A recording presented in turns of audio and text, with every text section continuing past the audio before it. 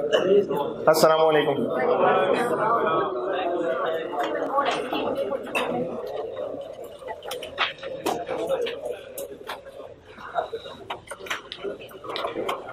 दरूद शरीफ पढ़ें।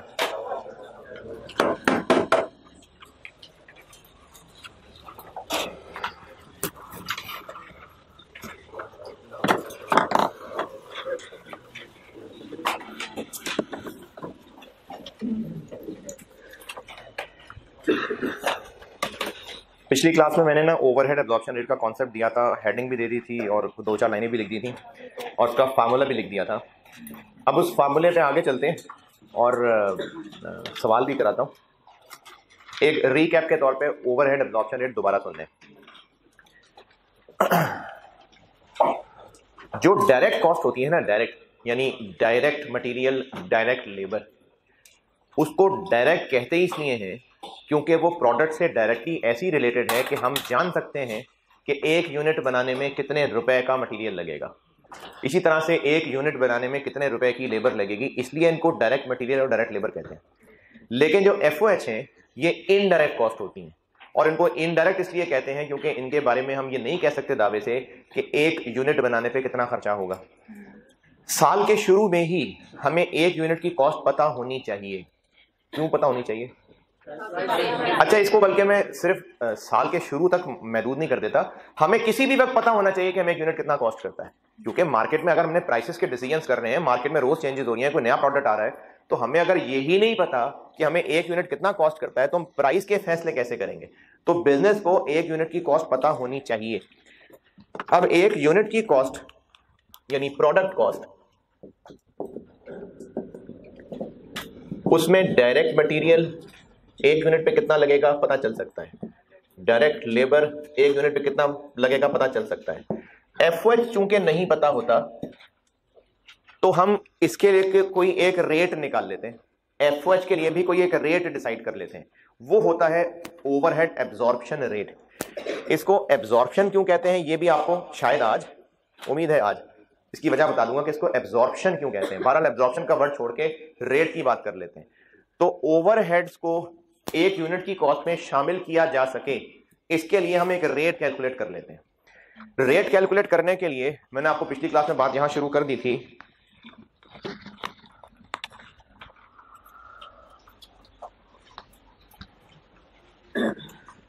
यार आप खड़े हो ही गए तो जरा बात सुनना। बेटा आपसे कह रहा हूं, आप जो भी क्लास के अंदर आए हो वापस जाओ जरा। इधर ना ऑफिस में कोई भी होगा उसको कहना कि सर कह रहे हैं कि इसकी बैटरी चेंज करनी, बल्कि आ जाओ, रहने दो, आ जाओ अली, जाना बेटा जरा।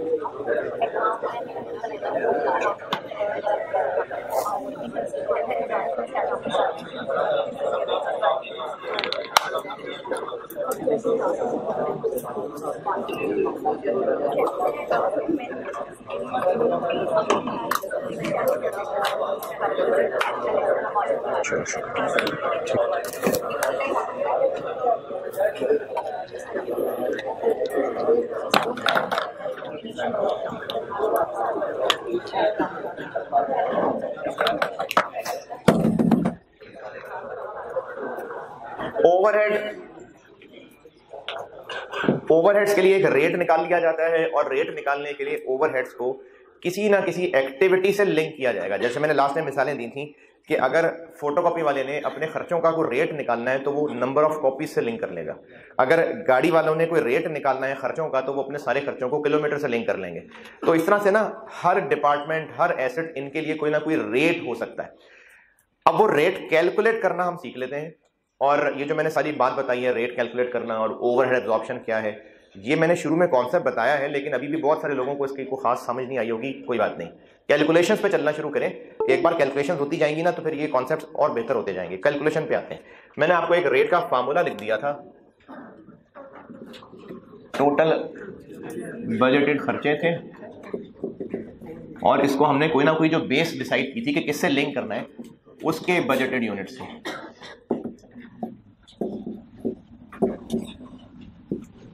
जैसे मैंने एसी के खर्चों की बात की थी तो इसके साथ कौन सा एक्टिविटी लिंक, आर्स।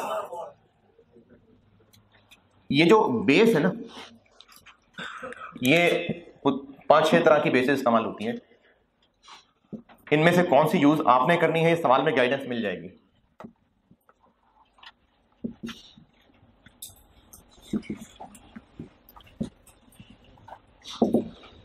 एक जो सबसे ज्यादा मशहूर है वो होती है डायरेक्ट लेबर आवर्स।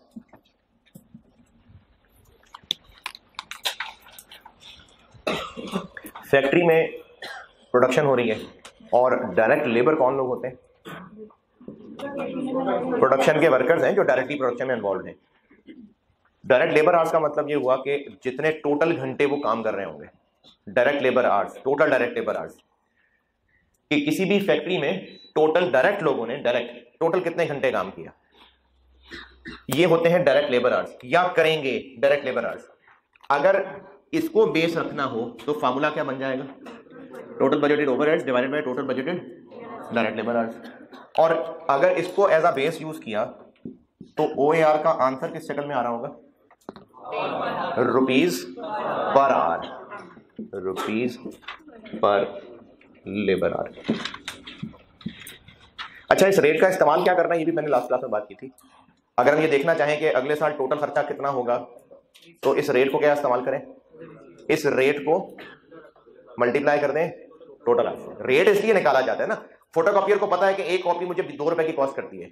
तो कॉलेज वाले अगर ये प्लान करना चाह रहे हैं कि अगले सेशन में हमारा कितना खर्चा होगा तो कैसे करें कैलकुलेट? 2 रुपए यानी रेट को इस्तेमाल कर लें, नंबर ऑफ कॉपी से मल्टीप्लाई कर लें।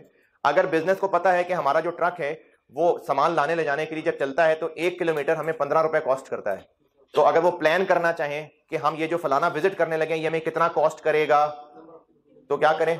15 रुपए जो रेट है इनटू जितने किलोमीटर चलने का इरादा उसे मल्टीप्लाई कर लें। तो ये रेट जो निकाला जा रहा होता है इसका फिर आगे इस्तेमाल करना होता है। तो इसका इस्तेमाल कैसे होना होगा? फिर जो रेट निकलेगा उसको इनटू नंबर ऑफ कौन से आवर्स? Labour hours. इसके अलावा एक और बेस ज्यादा मशहूर है, सबसे ज्यादा ये मशहूर है। इसके बाद एक और मशहूर बेस है मशीन आवर्स। मशीन आवर्स कहते हैं कितने घंटे मशीनें चलेंगी, मशीन आवर्स। अगर इसको बेस यूज किया जाना है तो फार्मूला क्या बन जाएगा? Total budgeted overheads divided by total budgeted machine hours. और अगर इसको इस्तेमाल किया गया है तो फिर OAR की शक्ल क्या बन रही होगी? OAR का आंसर किसमें आ रहा होगा? Rupees per machine our. और आगे जिंदगी में इसको कभी इस्तेमाल करना हुआ तो इसको मल्टीप्लाई करेंगे टोटल मशीन आवर से।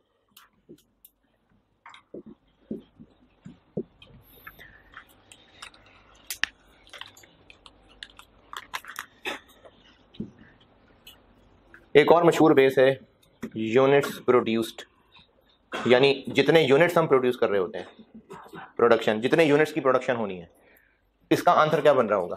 अच्छा, फार्मूला क्या बन रहा होगा? Total budgeted FOH divided by total budgeted units produced. और इसका आंसर किस शक्ल में निकलेगा? Rupees per unit. शाबाश। और इसको आइंदा कभी अप्लाई करना हुआ तो इस रेट को मल्टीप्लाई कर देंगे यूनिट प्रोड्यूस। ठीक है, शाबाश। फिर इसके अलावा एक और मशहूर बेस होती है, लेकिन अब ये कम मशहूर चल रही है, डायरेक्ट मटेरियल कॉस्ट। फॉर्मूला क्या बन जाएगा? Total budgeted FOH divided by total budgeted direct material cost. अब जरा गौर करें और बताएं कि इसका आंसर जो आएगा वो किस शक्ल में होगा।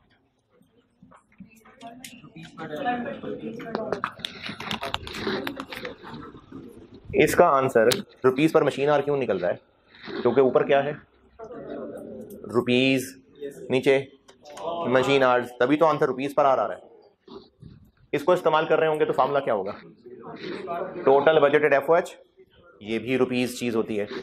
टोटल बजटेड मटेरियल कॉस्ट, ये भी रुपीस है। डायरेक्ट मटेरियल कॉस्ट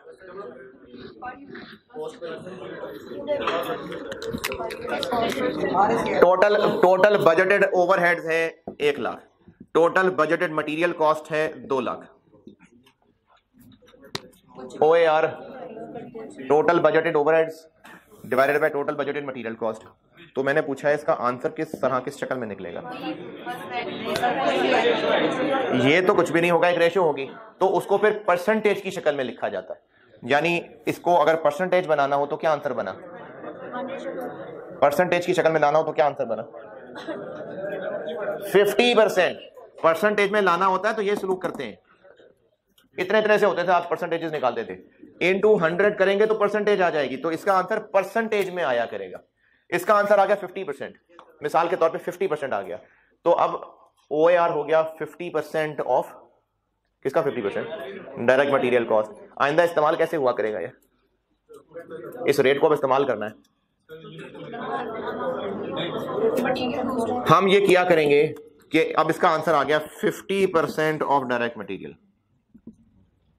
अब प्लानिंग कैसे होगी? प्लानिंग कैसे होगी कि अगर 2021 में हमारी डायरेक्ट मटेरियल कॉस्ट 2 मिलियन रुपए हुई तो एफओएच कितना होगा?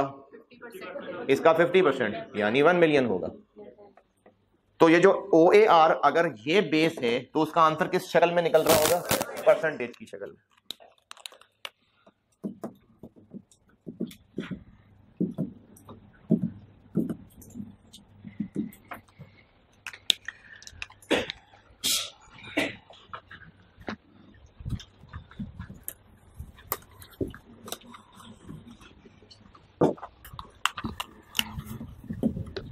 एक और मशहूर बेस होती है डायरेक्ट लेबर कॉस्ट। फॉर्मूला क्या होगा? Total budgeted FOH divided by total budgeted direct labour cost. और इसकी आंसर की शक्ल क्या बनेगी? सेम इसी तरह।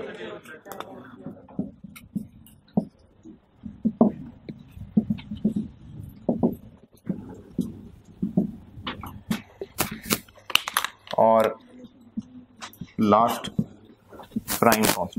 प्राइम कॉस्ट कहते हैं direct material plus direct labour को। फॉर्मूला क्या होगा? Total budgeted FOH divided by total budgeted prime cost. और OAR की जो शक्ल होगी वो क्या निकलेगी? Percentage of prime cost. इन 6 में से कौन सी बेस यूज करनी है ये सवाल में बताई होगी। अगर नहीं बताई तो ये अगली कुछ क्लासेस में उसके लिए भी नोट लिखवा दूंगा। अच्छा, अभी तक जितना लिखा ये अभी बहुतों की शक्लें पे सवालिया निशान होगा, सवाल लिखें, उससे ये इंशाल्लाह बात बेहतर हो जाएगी। सवाल लिखें। चलें 1 मिनट बाद लिख लेंगे।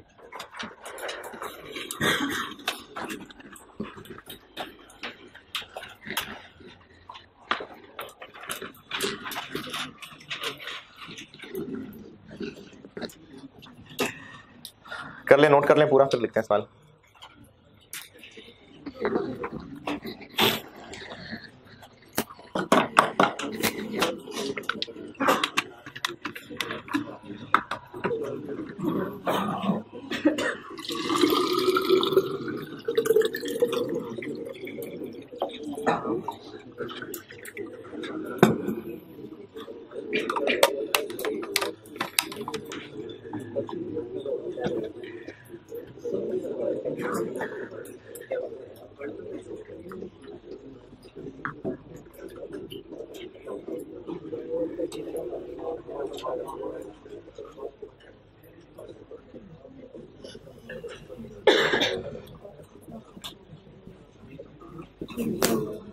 नोटेड? चलें सवाल लिखें। Total budgeted FOH, total budgeted FOH for 2022, total budgeted FOH for 2022 450,000 rupees, 4.5 lakh रुपए।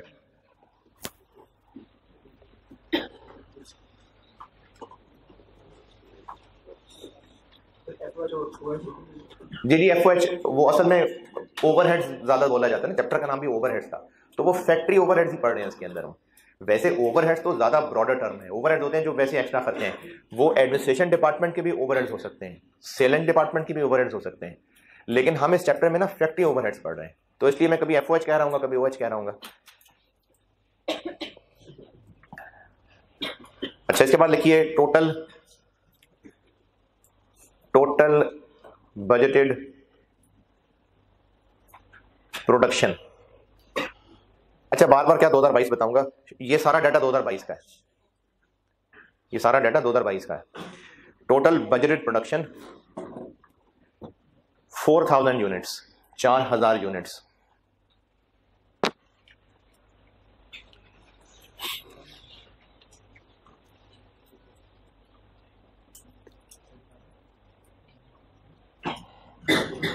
और बजटेड का वर्ड भी क्या बार बार बोलूं, ये सारा कुछ 2022 का बजट ही है।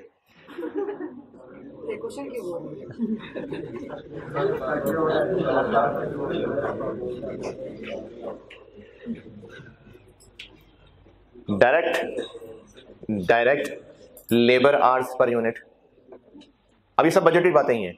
Direct labour hours per unit, इसका क्या मतलब हुआ? Direct labour hours per unit नहीं, direct labour hours per unit, बल्कि पहले लिख लें, direct labour hours per unit 3 hours. 3 क्या मतलब हुआ इस बात का? Direct labour hours per unit कि एक यूनिट बनाने में 3 घंटे लगते हैं, ठीक है। Direct labour hours per unit मैंने बताए हैं 3। डायरेक्ट लेबर का रेट, डायरेक्ट लेबर का रेट यानी उनको जो पैसे देने हैं वो किस रेट पे देने हैं, वेजेस कह ले, वेजेस का जो रेट है, direct labour rate 200 per hour, 200 रुपए पर आवर। ये जो लेबर है ना, इनको हमने 200 पर आवर पैसे देने हैं, इनका वेज रेट 200 पर आवर है, रुपीस 200 पर आवर।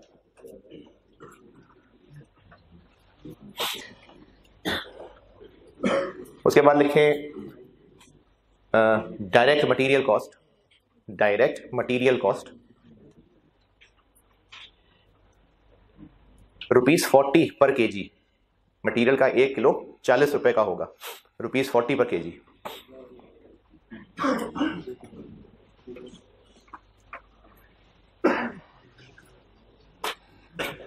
उसके बाद लिखिए डायरेक्ट मटेरियल की कंजम्पशन, डायरेक्ट मटेरियल की कंजम्पशन यानी इस्तेमाल कितना होगा जी, समझ नहीं आई? जी डायरेक्ट बता रहा हूं। डायरेक्ट मटेरियल की कंजम्पशन होगी 6 KG per unit, 6 KG per unit. एक यूनिट बनाने में 6 किलो मटेरियल लगा करेगा।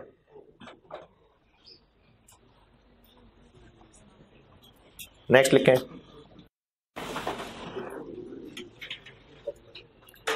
Machine hours required per unit, machine hours required per unit.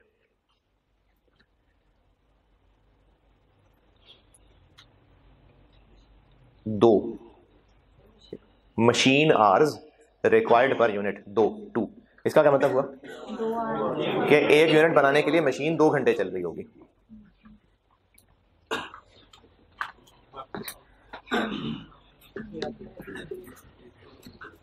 चलें, बस आपसे रिक्वायर्ड है, डाटा सारा आपके सामने मौजूद है। अब आपने देखना है इनमें से, इस डाटा में से ये चीजें कैसे निकालनी है। आपने इन 6 की 6 बेसिस पे एक एक करके OAR निकालना है, इसी डाटा में से ढूंढें। अब आपको इस डाटा में से ढूंढना है कि टोटल डायरेक्ट लेबर आवर्स कितने हैं, टोटल मटेरियल मशीन आवर्स कितने हैं, वो इस डाटा में से ढूंढना है। इन 6 के 6 बेसिस पे OAR निकालना है।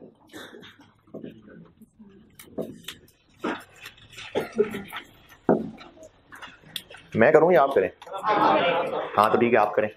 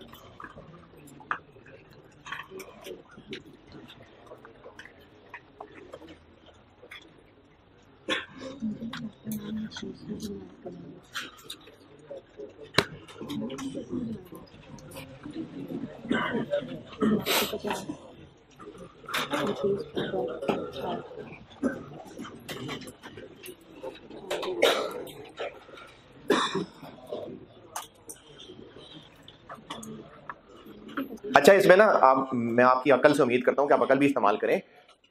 जरूरी नहीं है कि आपको मैंने ये टोटल्स दे दिए हों, ये आपने खुद गौर करना है।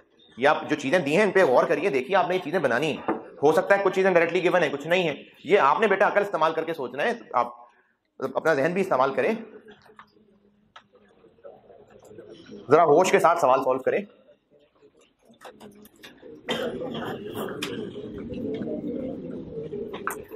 सिर्फ अकल होश इस्तेमाल करने को कह रहा हूं। मैंने पीएचडी लेवल का सवाल नहीं लिख दिया, बेसिक सा सवाल है, बस आप अकल होश इस्तेमाल करें, सिर्फ ये कह रहा हूं।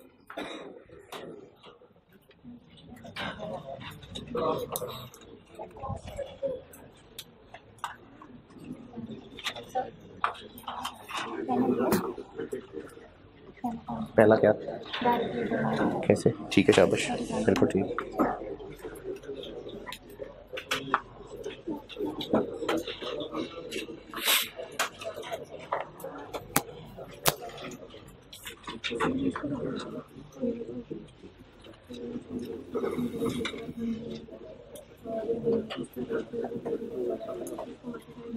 सॉल्व करने को कहता हूं तो सारे लोग सॉल्व किया करें। अगली अटेम्प्ट के लिए रजिस्टर ना बचा के रखें, करें इसको इस्तेमाल।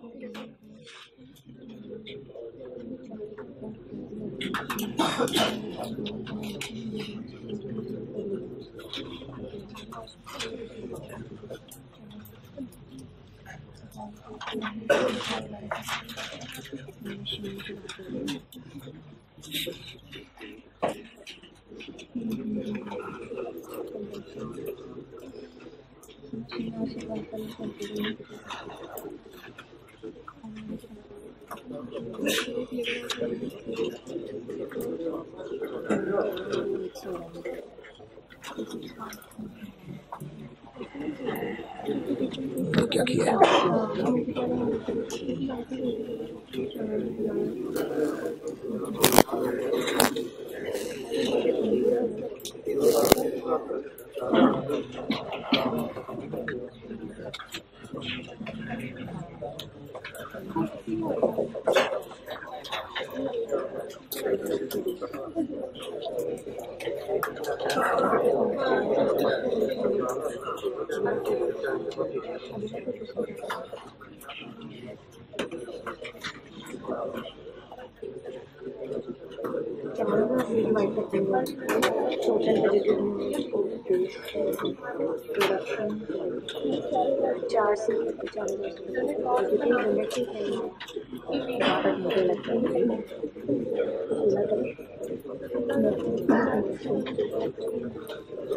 क्या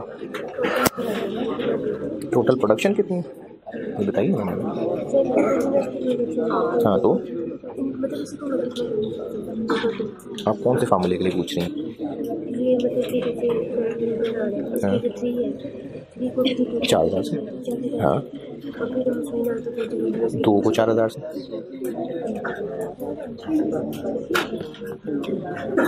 अच्छा, ये जो पूरा डाटा है ना, ये सारा डाटा 2022 के लिए एक ही बिजनेस का है।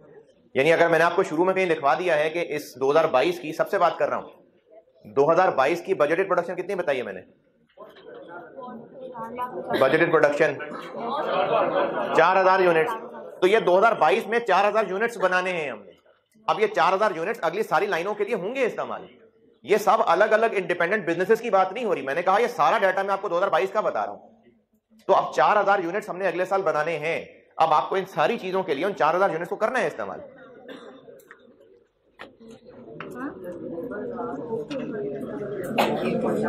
पता नहीं, देखते हैं, जुबानी बनाया अभी, देख लेते हैं।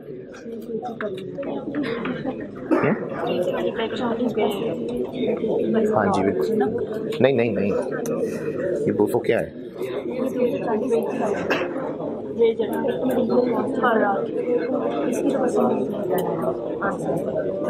अच्छा, ये क्या आ जाएगा आंसर?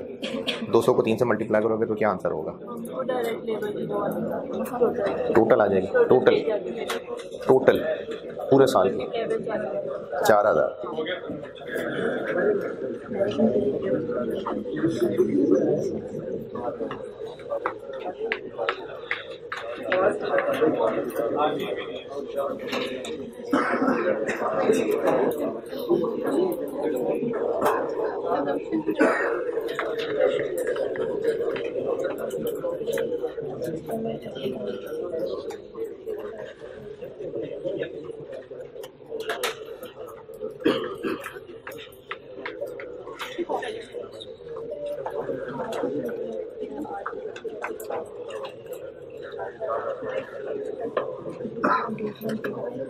सारे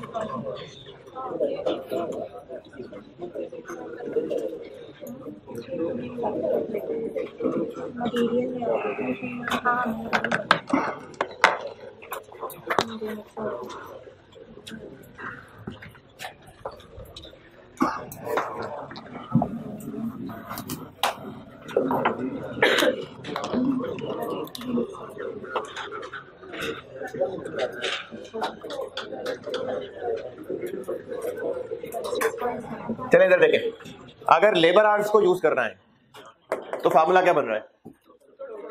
टोटल बजटेड एफओएच। अच्छा, ये जो सारी कैलकुलेशन हम कर रहे हैं ये 2022 या उसके किसी एक हफ्ते की या 15 दिन, पूरा साल है ना, तो हम ये पूरे साल की कैलकुलेशन कर रहे हैं। तो 2022 में टोटल बजटेड एफओएच कितने? 450,000। डिवाइड किससे करना है? अगर हम इसको बेस यूज कर रहे हैं तो डिवाइड किससे करना है? लेबर आर पर यूनिट से। लेबर आर पर यूनिट से कि एक यूनिट बनाएंगे तो कितने घंटे लगेंगे? टोटल 2022 में कितने घंटे काम करेंगे वर्कर्स?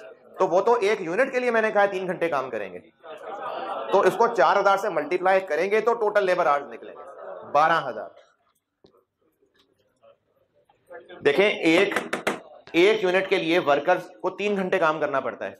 अगर हम साल में 4000 यूनिट बनाएंगे तो टोटल साल में 12000 घंटे काम होगा ना वर्कर्स की तरफ से। तो यहां पर हमें डिनोमिनेटर में टोटल बजटेड लेबर आवर्स चाहिए, तो वो 3 है, 12000 है। यार को बहुत अनूनी बात तो नहीं बता रहा, इतनी अजीब अजीब शक्लें क्यों नजर आ रही मुझे?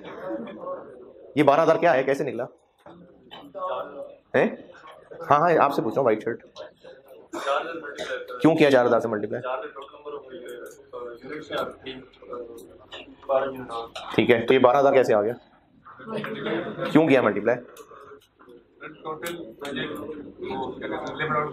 अच्छा, क्यों करेंगे ऐसी? 12000 क्यों टोटल लेबर आवर्स है? मैंने क्या ये फार्मूला बताया था कि दिस इनटू दिस करें तो टोटल हो जाएगा। 12000 कैसे बन रहा है? क्यों कर रहे हैं 3 से मल्टीप्लाई? अच्छा ठीक, एक यूनिट बनाने में 3 घंटे लगेंगे तो फिर 4000 बनाने में 12000 घंटे लगेंगे, तो हमें यहाँ टोटल लेबर आवर्स चाहिए, तो टोटल से डिवाइड कितना बना? 37.5 पर आवर। फिर अगर हमने OAR पर मशीन आर निकालना है, OAR पर मशीन आर, तो अब डिनोमिनेटर में क्या चाहिए? टोटल बजटेड कि पूरे साल में टोटल कितने घंटे मशीन चलेगी। एक यूनिट बनाने के लिए 2 घंटे चलनी पड़ती है, तो फिर 8000 56.25 पर मशीन आवर। और अगर रखना हो यूनिट्स प्रोड्यूस्ड को तो OAR per unit, OAR per unit, तो फार्मूला क्या बन जाएगा, टोटल बजटेड ओवरहेड यानी 450,000 divided by total budgeted production 4000 units, 112 per unit. हाँ जी, आपको चाह रहे हैं समझ, ये इम्पॉसिबली डिफिकल्ट तरीन काम कर रहे हैं इस वक्त आप। Yes sir. अच्छा, इस पे ना जरा आप सीरियसली सोचिएगा, अगर आपको मुश्किल लग रहा है कि ये जो इस वक्त यहाँ काम हो रहे हैं, क्या वाकई ये कोई इतना मुश्किल काम है कि आप टोटल तक नहीं पहुंच पा रहे। ये आपको झंझोड़ने के लिए बता रहा हूं, क्योंकि बेटा अगर आपको ये बहुत मुश्किल लग रहा है तो इसका यकीनी रीजन ये है कि आप नहीं कर रहे दिमाग इस्तेमाल।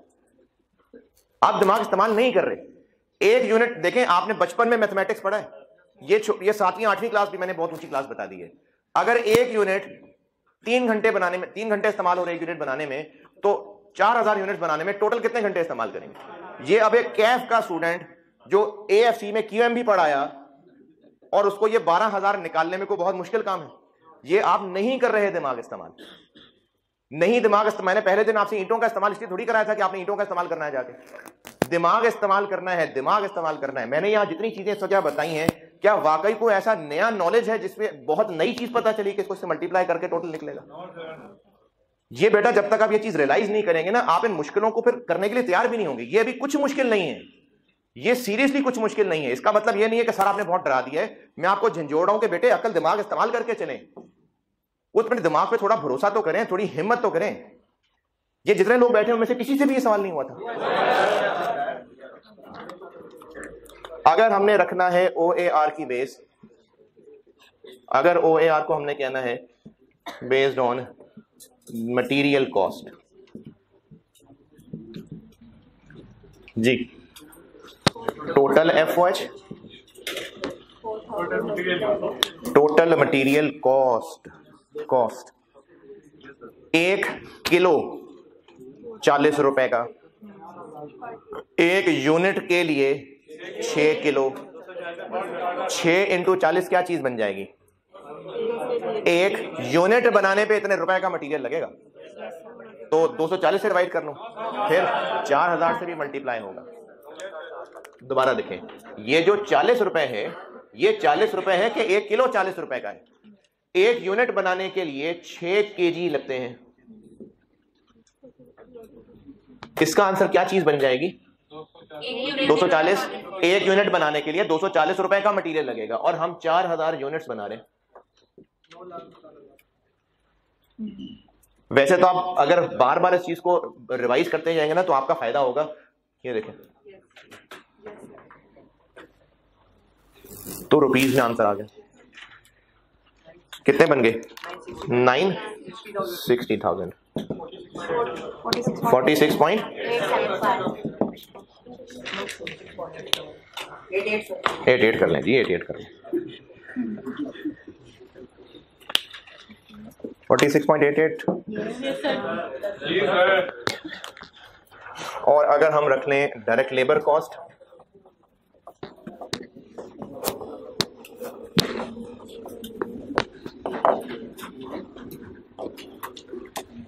अच्छा मैं आपको पढ़ा भी रहा हूं, सिखा भी रहा हूं, समझा भी रहा हूं, नहीं हो रहा तो बेटे बोर्ड पे भी कर रहा हूं। मैं आपको ना सिर्फ बस ये चाहता हूं आपसे कि आप दिमाग इस्तेमाल करने की कोशिश पूरी करते हैं, अपने आप को पूरा एक्सप्लॉइट करें जी। ये क्यों कर रहे हैं, ये कैलकुलेशन क्यों कर रहे हैं।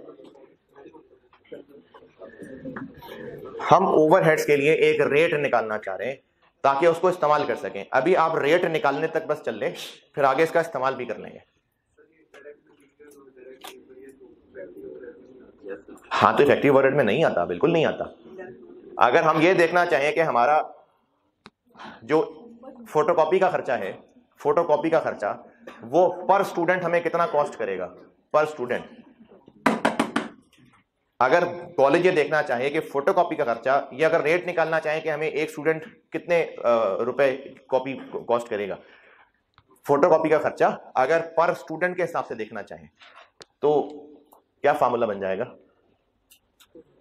टोटल फोटोकॉपी का खर्चा डिवाइडेड बाय, तो इसका मतलब स्टूडेंट फोटोकॉपी के अंदर आ रहे हैं। अगर हम ये निकालना चाह रहे हैं कि बिजनेस एक स्कूल है, कॉलेज है, वो स्टूडेंट्स के लिए एक ट्रिप प्लान कर रहा है और उसका पेट्रोल का खर्चा, वो ये देखना चाह रहे हैं कि मैं पर स्टूडेंट कितना पेट्रोल का खर्चा कॉस्ट करेगा, तो मतलब स्टूडेंट पेट्रोल पे चल रहा है? नहीं, टोटल पेट्रोल का खर्चा पर स्टूडेंट निकालना चाह रहे हैं, तो total petrol cost divided by number of units.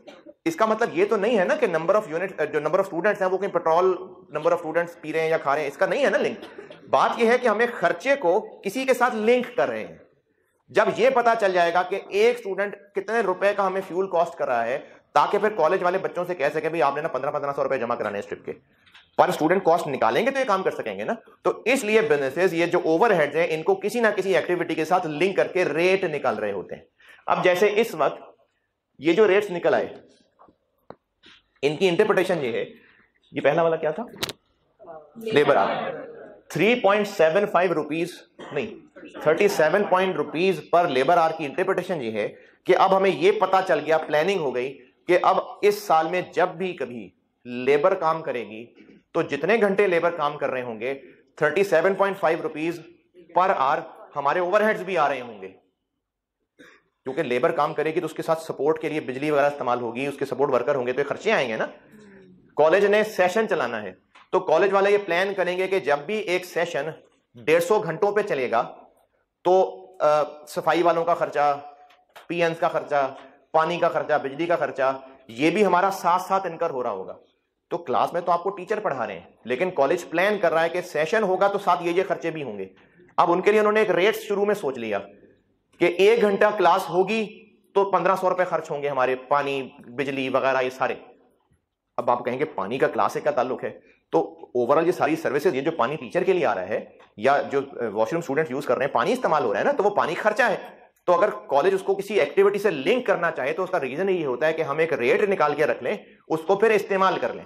अब इस 37.5 पर आवर की इंटरप्रिटेशन क्या बनी कि जब भी वर्कर 1 घंटा काम करेगा तो साथ ये खर्चे भी होने शुरू हो जाएंगे।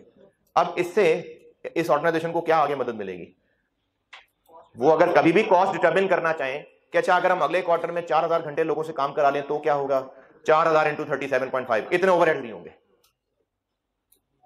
अच्छा इसी तरह से ये 4000 क्या था, हाँ 112.5, इसकी इंटरप्रिटेशन क्या है कि हम जब भी एक यूनिट बनाएंगे 112.5 रुपए ओवरहेड्स आ जाया करेंगे। अब इस रेट का ऑर्गेनाइजेशन को फायदा क्या है? वो ये प्लान कर सकते हैं, अच्छा हम जो जुलाई के महीने में 1600 यूनिट्स बनाने का इरादा रखते हैं तो कितना खर्च होगा, 1600 इंटू 112.5। इसी तरह से अगर ये रेट निकाल लिया ये वाला 56.25 पर मशीन आर, इसकी क्या इंटरप्रिटेशन है कि मशीन जब 1 घंटे चलेगी तो बिजली, किराया, फलानों की तनख्वाह, सब ओवरहेड्स इनको मशीन के चलने से लिंक कर दिया कि जब मशीन 1 घंटा चलेगी तो 56 रुपए खर्चा आया करेगा। अब इसको हम प्लान कैसे करें कि अगर अगले 4 महीने में हमारा मशीन को 2700 घंटे चलाने का इरादा है तो हमें यह भी सोच लेना चाहिए कि इतना खर्चा हो जाएगा, कितना 2600 घंटे इनटू ये 56.2। कुछ अंडरस्टैंडिंग बेहतर हुई? इसी तरह से ना आपको जब भी मैं कोई कॉन्सेप्ट बताया करूंगा तो ये हमेशा ऐसे नहीं होगा कि जब मैंने उसका बैकग्राउंड बताया तो उसी वक्त सब बिल्कुल क्लियर हो चुका होगा।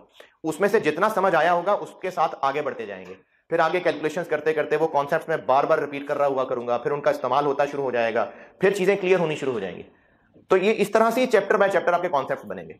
लेकिन अगर आप बेटे एफर्ट ही नहीं करेंगे ना, अगर आप कुछ कोशिश ही नहीं करेंगे, मैंने ये जो सवाल आप लोगों को करने को कहा ये सारा मैं खुद बोर्ड पे कर देता, वो तो मैं कर रहा होता। अब आप लोगों ने जब ये सवाल किए और आपके जहन में फिर सवाल बने कि ये क्या हो रहा है, क्यों हो रहा है, उस बच्चे ने कहा ये क्यों हो रहा है, तो ये कुछ कैलकुलेशन की, थोड़ा बहुत दिमाग इस्तेमाल किया, सवाल आए क्या कर रहे हैं, तो फिर इसके साथ अब जवाब आ गया। जब आपने दिमाग ही इस्तेमाल ना किया होता तो फिर ये मेरे जवाब आपको कुछ भी फायदा नहीं पहुंचा रहे होते। तो बेटे अगर आप कॉस्ट करना चाहते हैं ना तो दिमाग इस्तेमाल किया करें। ये चाहता हूं मैं आपसे कि आप अपने लिए अपने आप को फेंके चैलेंजेस के आगे। मैं सिखा रहा हूं, समझा रहा हूं, ये थोड़ी कह रहा हूं जाओ पढ़ा दी खुद ही करते रहो, पढ़ा ही रहा हूं, समझा रहा हूं, लेकिन बस एफर्ट चाहता हूं मैं आपसे। जी अब आप पूछें। ओवरहेड्स फैक्ट्री ओवरहेड सारे, हाँ जी, ये 4.5 लाख में factory rent, indirect material, indirect labour, salary सब शामिल है। जी जी, इसमें भी सारे डायरेक्ट जितने भी इसमें डायरेक्ट होंगे सारे के ओवरऑल जो 1 यूनिट में फैक्ट्री ओवरहेड्स, फैक्ट्री ओवरहेड्स। जैसे अगर शादी हॉल वाले से जाके कोई रेट कर रहे हैं जी, हमने एक फंक्शन करना है, तो वो कहेगा जी हम आपको पर गेस्ट 1700 रुपए चार्ज करेंगे। अब वो ये कैसे कर पा रहे हैं 1700 पर, ये इन्होंने कैसे कैलकुलेट किया होगा? उन्होंने पहले अपनी पर गेस्ट कॉस्ट निकाली होगी ना, कि जब भी फंक्शन होगा तो अब उसमें एसी चलना है, उस एसी का पर इंडिविजुअल से कैसे लिंक बन सकता है? वो तो घंटों से लिंक बनेगा। बिजली के बिल हैं, इसको कैसे पर कस्टमर से लिंक कर सकते हैं? लेकिन कुछ ना कुछ तो उन्होंने हिसाब किताब लगाया होगा। तो उन्होंने सारा हिसाब किताब लगाया होगा कि जब भी हमारा 3 घंटे का फंक्शन होगा इस हॉल के अंदर, तो हमें तकरीबन पर बंदा 700 रुपए कॉस्ट कर रहा होगा। तो उन्होंने कह दिया कस्टमर को 1700 रुपए हम आपसे चार्ज करेंगे। तो ये बिजनेसेस इन खर्चों का एक रेट निकालते हैं। डायरेक्ट मटेरियल और डायरेक्ट लेबर में मुश्किल क्यों नहीं आ रही होती? क्योंकि वो डायरेक्ट है ही इसलिए क्योंकि पता है एक यूनिट बनाने के लिए कितना है। ओवरहेड्स का नहीं पता, तो उनके लिए ये रेट बनाना पड़ रहा है और उसको किसी ना किसी एक्टिविटी से लिंक करना पड़ रहा है। ये OAR है जी। सर ये टोटल बजटेड ओवरहेड्स की ना इंटरप्रिटेशन करते हैं, मतलब ये नहीं अंडरस्टैंड कर पा रहे। ओवरहेड्स क्या है? FOH में क्या शामिल है? सर मतलब हमारे डायरेक्ट मटेरियल और डायरेक्ट लेबर के अलावा सारे खर्चे टोटल फॉर किसी पीरियड होगा। चलें फॉर द ईयर था। एक्चुअल और बजटेड कहूं तो क्या फर्क होगा? हाँ, अगर हम कहें कि टोटल एक्चुअल ओवरहेड्स फॉर 2021, तो 2021 एंड हो गया, उसमें जो टोटल ओवरहेड्स थे ये वो हैं। अब मैं कह रहा हूं total budgeted factory overheads for 2022, इसका मतलब है हम 2022 को एस्टीमेट कर रहे हैं कि टोटल 2022 में टोटल रेंट कितना होगा, टोटल इलेक्ट्रिसिटी कितनी होगी, टोटल फ्यूल पर कितना होगा, ये सब 4.5 लाख रुपए। ये कुछ भी हो सकता है, ये तो उस मैनेजमेंट की टेंशन है ना कि उन्होंने इस बजट का डाटा उठाना कहां से। हमारे लिए तो रेलेवेंट ये है कि बजट का डाटा है, अब आगे क्या करना है ये तो उन लोगों ने सोचना है कि हम मार्केट से पूछें, बड़ों से पूछें, खुद सोचें। ये तो डाटा कहां से उठाना है ये तो टेक्निकल लोगों का काम है। हमने तो नंबर्स गेम करनी है आगे कि अच्छा अमाउंट कितनी होगी। बहरहाल जो आपका सवाल है वो मार्केट से पूछ सकते हैं, जिनसे सीख के इस काम में आए हैं उनसे पूछ सकते हैं। कुछ पल्ले पड़ रही है बात? कितने हो गए? ये मैंने क्या कर दिया अभी? मटेरियल कॉस्ट कर दिया।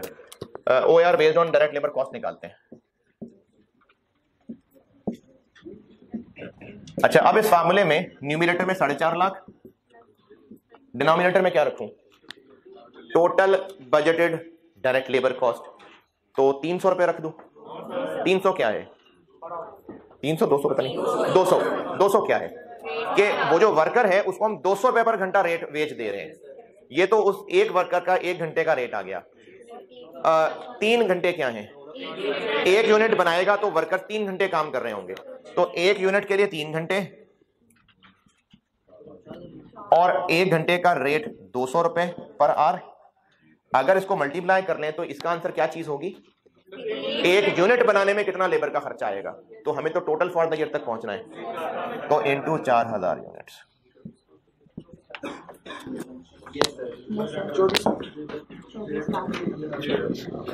जी 18 पॉइंट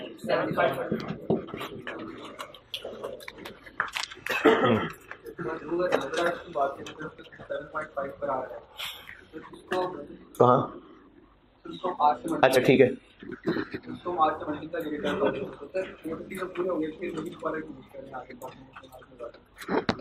एक बिजनेस ये सारे काम नहीं कर रहा होगा। अगर कोई आपको डेप्रिसिएशन सिखा रहा है और आपको कह रहा है कि आप ऐसा करें बच्चों, स्ट्रेट लाइन से भी कैलकुलेट कर दें, रिड्यूसिंग से भी कैलकुलेट कर दें, आर्ट मेथड से भी कर दें, यूनिट मेथड से भी कर दें, तो वो किस लिए कर रहे हैं? वो तो स्टूडेंट प्रैक्टिस के लिए कर रहे हैं। एक ही कंपनी थोड़ी शुगर लगा रही होगी कि स्ट्रेट लाइन से भी कैलकुलेट कर रहे हैं, रिड्यूसिंग से भी। ये तो मैं आपकी प्रैक्टिस के लिए सारे फार्मूले लगा रहा हूं। असल में बिजनेस तो इनमें से कोई एक ही बेस यूज कर रहा होगा। ये तो मैं आपको सिर्फ फार्मूलों की प्रैक्टिस करा रहा हूं। और क्या रह गया? Prime cost. उस प्राइम कॉस्ट में क्या हो जाएगा?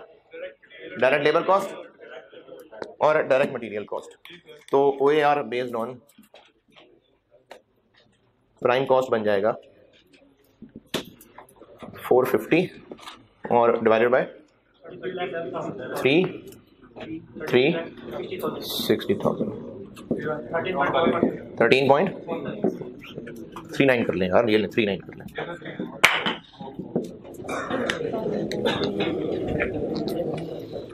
हाँ जी, OAR की कैलकुलेशन ओके। जी, प्राइम कॉस्ट होती है direct material cost plus direct labour cost, इसको प्राइम कॉस्ट कहते हैं जी। प्राइम कॉस्ट कैसे निकलेगी? हाँ, तो अभी सवाल में डायरेक्ट मटेरियल कॉस्ट कितनी निकाल ली हमने? 24 लाख, नहीं 9,60,000। डायरेक्ट लेबर कॉस्ट 24 लाख निकाल ली, दोनों को ऐड कर लें जी।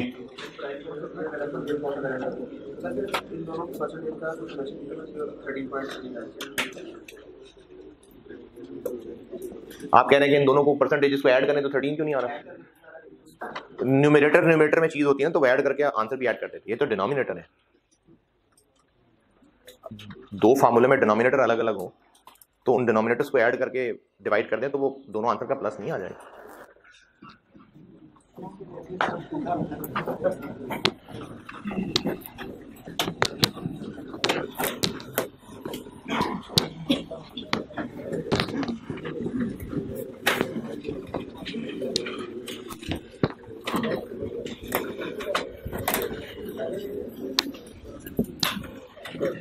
चलिए और लिखें सवाल, और सवाल लिखिए।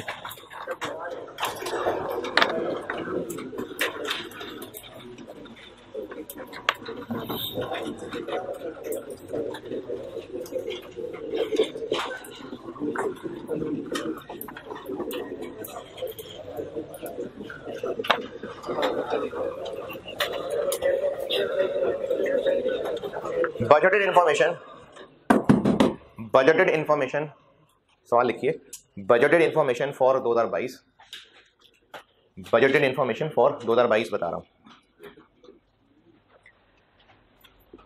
अब उसमें लिखते जाइए direct material cost, direct material cost 6 lakh रुपए, ये रुपीस बता रहा हूं सारे, यानी आप बेशक आइटम्स लिखते जाइएगा और रुपीस के कॉलम में फिगर लिखते जाए। तो डायरेक्ट मटेरियल कॉस्ट बताई है 6 लाख रुपए। Direct labour cost, direct labour cost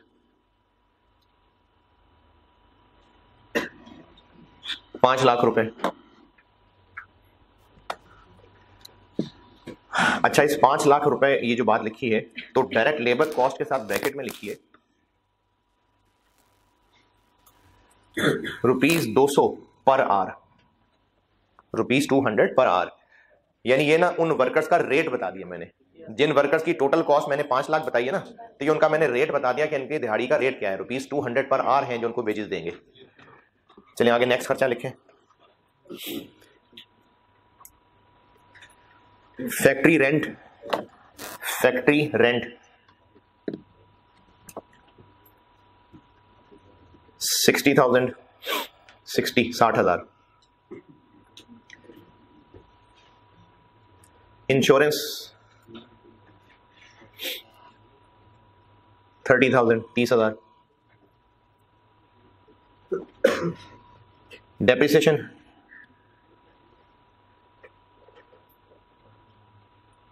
140,000, 140, 1,40,000।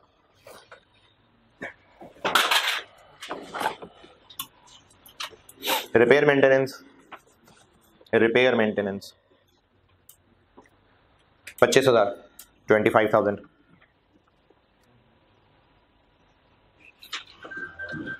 Fuel and power, fuel and power 95,000।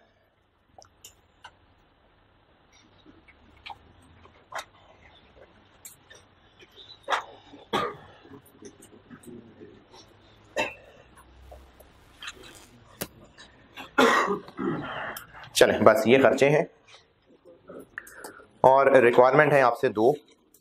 एक OAR बता दें, OAR based on direct material cost,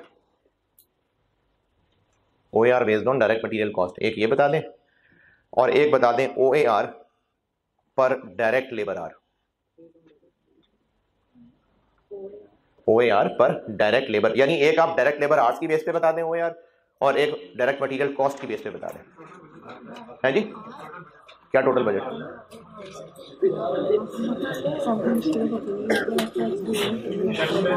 क्या जी? Fuel and power 95,000, 95,000। क्या जी? जी जी। अरे ये सारे खर्चे फैक्ट्री के हैं, हम लोग यहाँ फैक्ट्री पढ़ रहे हैं, फैक्ट्री के मशीनों के हैं fuel power. Direct material cost की बेस पे निकालना है आपने और डायरेक्ट लेबर आवर्स की बेस पे।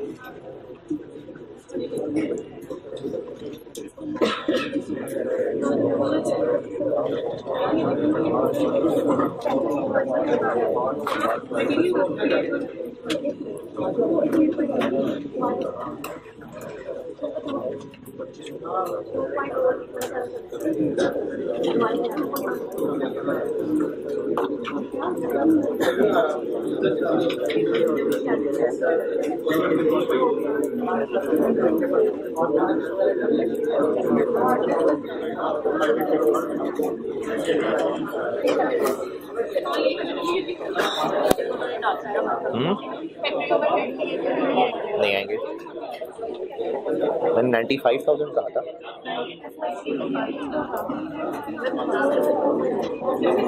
और बाकी खर्चे भी शायद गलत लिखे हैं मुझे लगता है। 60, 30, 140।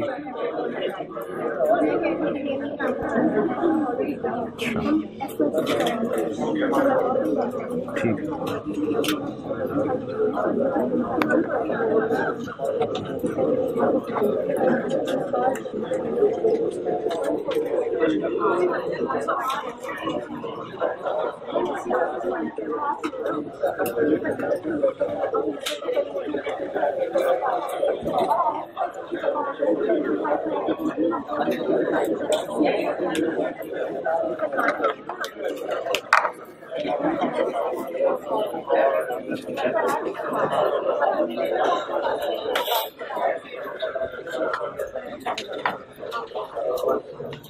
दूसरा वाला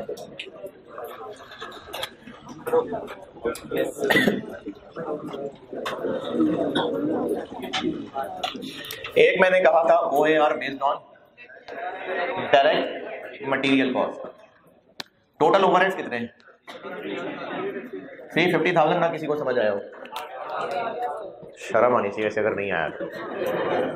डायरेक्ट मटेरियल, डायरेक्ट लेबर ये FOH नहीं होते, उनके अलावा बाकियों को ऐड कर लें तो 350,000 बनता है। बजटेड डायरेक्ट मटेरियल कॉस्ट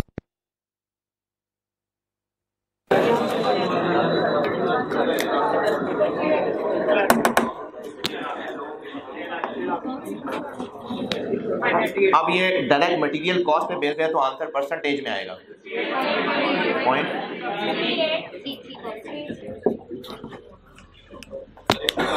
है जी, सही है सर, सही है। और एक OAR मैंने कहा था बेस्ड ऑन,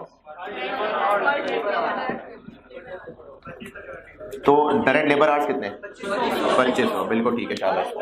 मैंने आपको डायरेक्ट लेबर कॉस्ट बताई थी 5 लाख रुपए और ब्रैकेट में कहा था कि ये 200 पर आर है। अगर एक आर का रेट 200 है तो टोटल 5 लाख रुपए की वेजेस के लिए कितने घंटे लगे होंगे? इसको डिवाइड ही करेंगे। 140 पर आवर।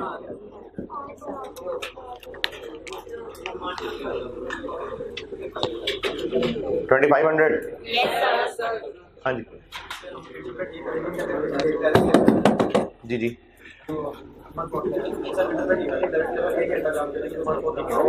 बिल्कुल, क्योंकि लेबर के काम करने में उसकी सपोर्ट इन्वॉल्व हो गई ना, जैसे टीचर पढ़ा रहा है। अब ये वैसे तो मैन्युफैक्चरिंग बिजनेस नहीं है, लेकिन समझाने के लिए बता रहा हूँ कि डायरेक्ट लेबर। तो अब डायरेक्ट लेबर के काम के दौरान ओवरहेड भी तो लग ही रहे हैं ना, तो 1 घंटा डायरेक्ट लेबर के काम करने से इतने ओवरहेड लगेंगे। ये हमने साल के शुरू में एक रेट प्लान कर लिया। हाँ जी, ओवरहेड्स, फैक्ट्री ओवरहेड्स 140।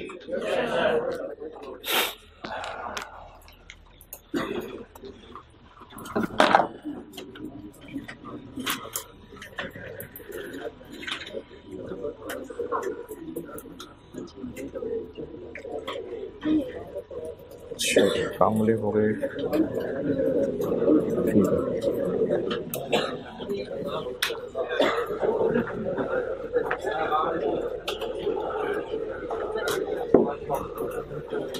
अली कल के लिए ना वो एक सवाल भेजा है, वो कल चाहिए कॉपी। अच्छा, कल मैं इसकी पास पेपर की प्रैक्टिस कराऊंगा। अभी आज बस मैं पढ़ाई यहीं रोक रहा हूँ, यहाँ तक की चीज़ को आप हजम कर लें। और मैंने क्लास ख़त्म करने को नहीं कहा, अभी मैं क्लास में मौजूद हूँ।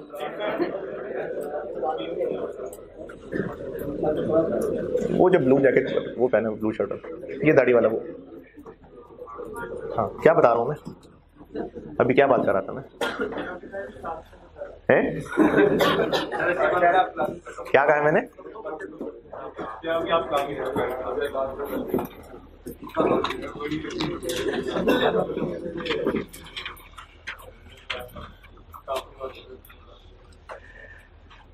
अच्छा, अभी तक ओवरहेड का मैंने आपको कॉन्सेप्ट बताया है, ये फार्मूला समझाया, इसकी प्रैक्टिस हो गई।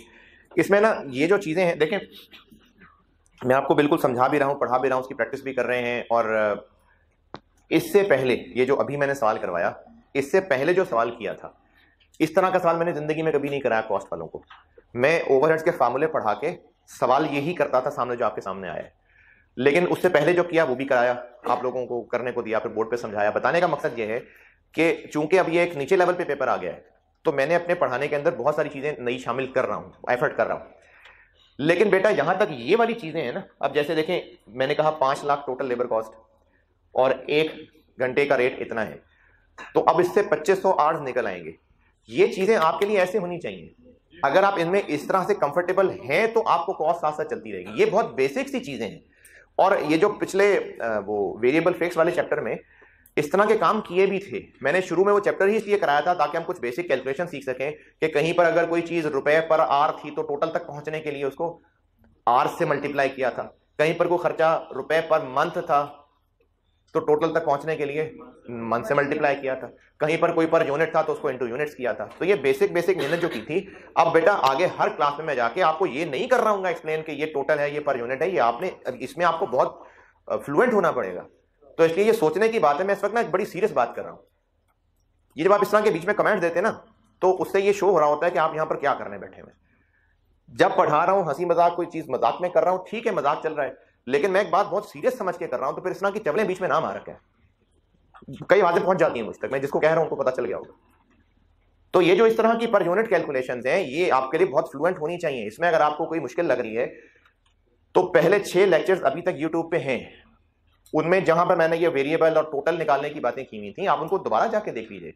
अब आप कॉस्ट में काफी आगे चले गए, इन्वेंटरी वैल्यूएशन भी कर ली, ओवरहेड भी हम कर रहे हैं, आस्ता आस्ता आगे बढ़ते जाएंगे। प्रोसेस कॉस्टिंग मैंने एक बहुत कैलकुलेशन वाला चैप्टर पढ़ाना है, बहुत कैलकुलेशन है उसके अंदर, और मैंने इसकी बहुत प्रैक्टिस करानी है। लेकिन ये जो इस तरह की चीजें होंगी ना कि ये आर्स इतने हैं और आर्स का रेट इतना है और टोटल इतना है, ये चीजें बेटे आप उसमें बहुत फ्लुएंट होने चाहिए। अगर आपको इनमें ज्यादा मसला आ रहा है तो आप इसी तरह के 10-12 सवाल ये जो अभी दरमियान में जितने भी हुए इनकी बार बार प्रैक्टिस करने जाते हैं। ये बड़े जरूरी टूल्स हैं कॉस्ट अकाउंटिंग में आगे चलने के लिए।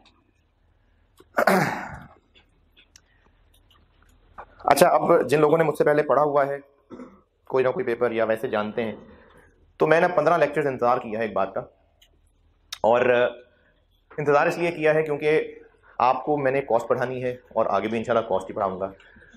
और इन 15 दिनों के इंतजार में मैंने अपनी तरफ से जो भी एफर्ट की, आपको ये वक्त दिया था कि मैं कॉस्ट पढ़ा सकता हूँ, मैं कॉस्ट का टीचर हूँ और आपको अच्छा ही सिखाने की कोशिश कर रहा हूँ।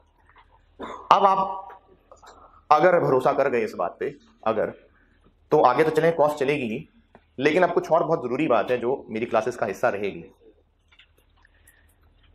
आप सब लोग माशाल्लाह अक्लमंद समझदार बाशऊर लोग हैं, तो आप तकरीबन एज आपकी कोई एवरेज अगर करूं तो 20 के आसपास के लोग आप यहां बैठे हुए हैं, इससे प्लस माइनस हो सकते हैं, एवरेज 20 आपकी एज है।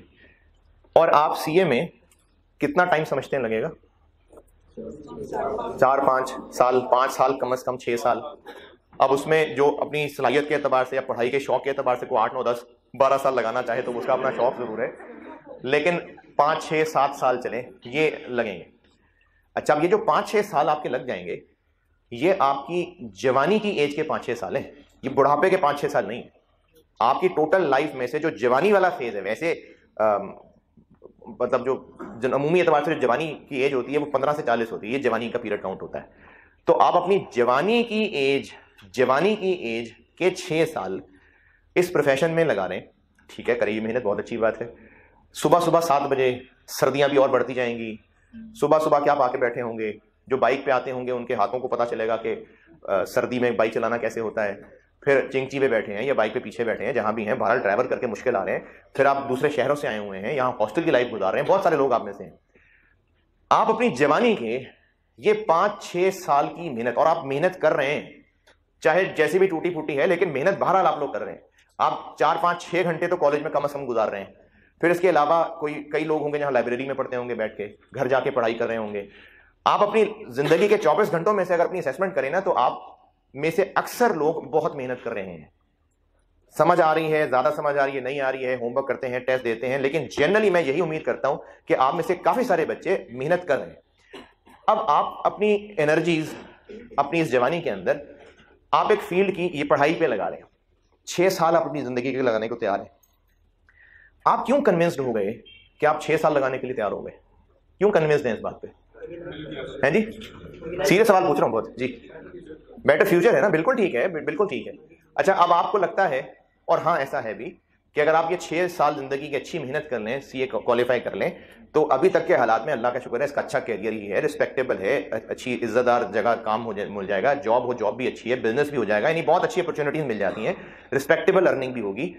और कितना अर्सा तकरीबन, अभी अगर आप 20, चलो 25, 26, 27 के सीए कर लिया, तो आगे तकरीबन प्रोफेशनल लाइफ कितनी बाकी को रह जाएगी? एवरेज 20-25 साल, चलो 30 साल कह लें, चलो 35 कर लेते हैं।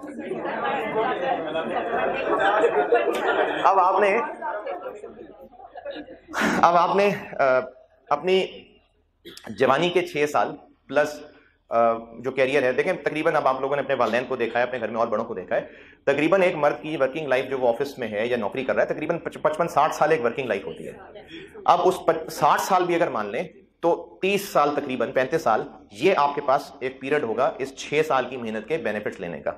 अच्छा, वो बेनिफिट्स ऐसे भी नहीं होंगे कि इस 6 साल की मेहनत के बाद आपको बादशाह सलामत बना दिया जाएगा और उसके बाद आप बिल्कुल एफर्टलेस आराम से बैठे ऐशी करेंगे। ऐसा नहीं होने वाला, ऐसा नहीं होने वाला। चार्टर्ड अकाउंटेंट की हर फील्ड में, सीए प्रोफेशन, चाहे वो फर्म बना रहे हो, मैं टीचर्स की बात कर लें, वैसे इंडस्ट्री में कोई हूं, अपना बिजनेस कर रहे हो, एफर्ट बहुत ज्यादा है, हो रही होती है, मुसलसल हो रही होती है। अभी मेरा तो खैर पीक सीजन चल रहा है क्योंकि सीफैप भी पढ़ा रहा हूं, तो अभी मैं रात 10 सवा 10 तक क्लासों में हूँ, सुबह 7 बजे का आया होगा। हाँ, ये सेशन खत्म हो जाएगा तो फिर जल्दी क्लास खत्म हो जाया करेगी, ये सीजन चेंज करेंगे।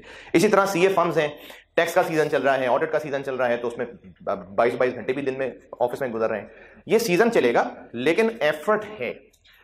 तो आप 6 साल की अपनी जिंदगी की सारी एनर्जी, तकरीबन सारी एनर्जी अभी आपकी इस पढ़ाई पे लग रही है, इसमें आप इन्वेस्ट कर रहे हैं अपना टाइम, अपनी मेहनत, और इसके लिए आप क्यों कन्विंस्ड हैं कि अगले 25 साल आपके अच्छे गुजर जाएंगे? ऐसे ही है ना? तो ठीक है, अकलमंदी की बात है। अगर आपको यह कहा जाता कि आप जिंदगी के 6 साल मेहनत कर लें, उसके बाद आपको सिर्फ 1 साल की कॉन्ट्रैक्ट जॉब मिलेगी और बस यही टोटल आपकी जंप होगी, उसके बाद फिर आप फारे गए, फिर आप जो मर्जी करें, और एमए करना एमए कर लें, रेडी लगाने रेडी लगा लें। सीए की कुल दौड़ इतनी थी कि आपको सीए करने के बाद 1 साल की कॉन्ट्रैक्ट जॉब मिलेगी बस। फिर आप उस 1 साल के फायदे के लिए 6 साल लगा रहे होते? नहीं। तो अब आपकी अकल में यह बात आ रही है कि 6 साल की मेहनत आप लगाने को तैयार हो जाए, जब उसके बदले में रिवॉर्ड मिल रहे हैं 25-30 साल। ठीक है, बहुत अच्छी बात है। आपको क्या गारंटी है कि आप उन 25-30 साल मौजूद रहेंगे? किसी के पास गारंटी है? मैं बहुत सीरियस बात कर रहा हूं, बहुत सीरियस बात कर रहा हूं। गारंटी है किसी के पास? नहीं। बात ये मैं आपको मायूसी के लिए बात नहीं बता रहा, मैं आपको एक फैक्ट बता रहा हूं। मेरे क्लास में बैठे हुए मेरे ही अपने स्टूडेंट्स की बात कर रहा हूं, वैसे तो बहुत होंगे, मैं अपने सामने के अपने स्टूडेंट्स की बात कर रहा हूं, जिनमें से मुझे 8-9 लोग याद हैं, इंक्लूडिंग एक मेरी भतीजी जिसको मैंने खुद जनाजा पढ़ाया है। वो 8-9 लोग अब इस दुनिया में नहीं है। एक लास्ट ईयर ही एक स्टूडेंट था, बहुत अच्छा काबिल बच्चा था, और अब देखें, आप कैफ पास करने के बाद अच्छी फर्म्स को फॉलो करने का सोच रहे होंगे।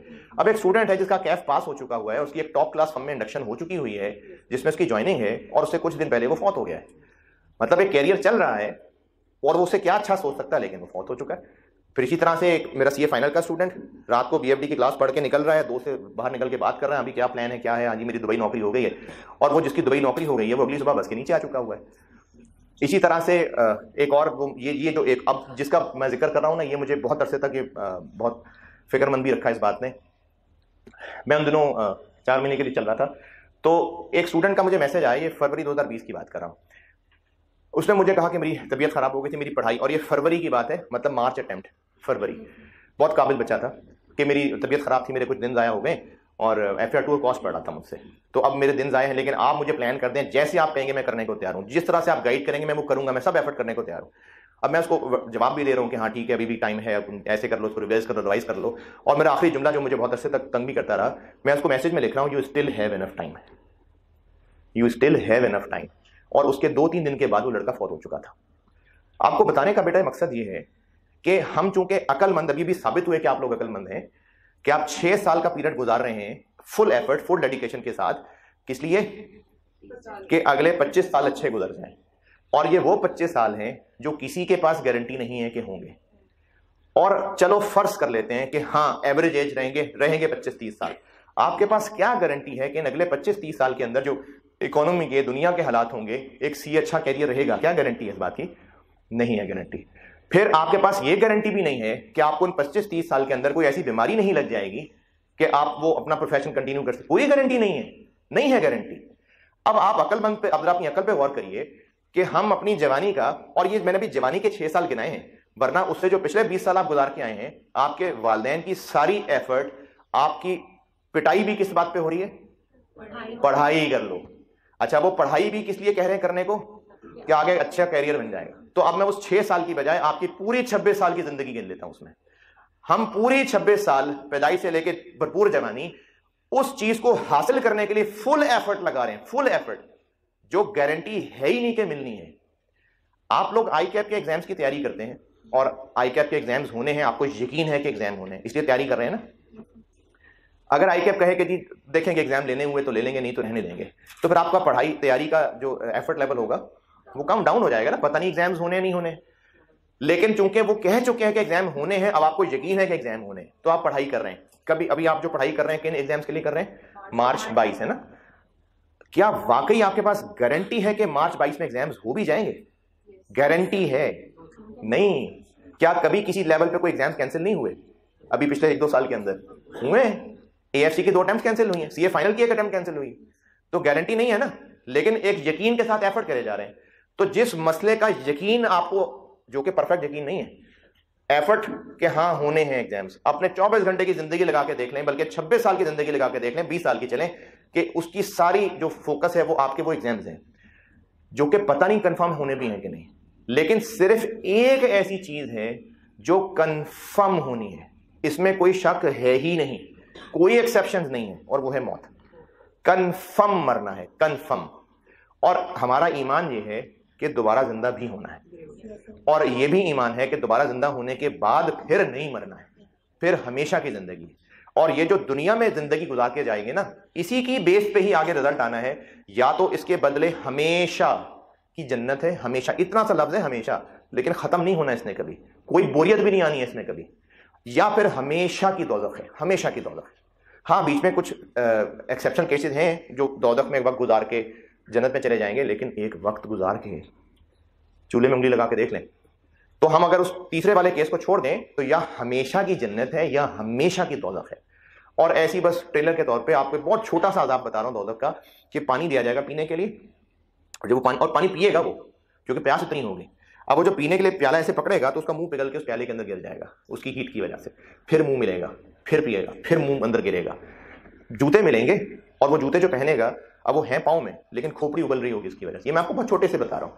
इसी तरह से जन्नत में भी बहुत सारे मजे हैं, मतलब उसमें ऐसे मजे हैं कि इंसान खा रहा है, खाता है, चला जा रहा है। आप यहाँ पर कोई मजे की चीज खा लें जो आपको बहुत पसंद है, कितने को खा लेंगे, और उसके बाद एक लेवल ऐसा आएगा कि आपको कोई कहेगा ना खा लो, आप कहेंगे नहीं मैंने नहीं खाना। यहां पर जितने भी खुशी मजे हैं उनको एक वक्त के बाद बस हो जानी है, जन्नत में नहीं होनी है, वो हमेशा रहने। तो आप 6 साल की जिंदगी लगाने को तैयार हो गए उस 25 साल के फायदे के लिए, जो गारंटी भी नहीं कि मिलना है।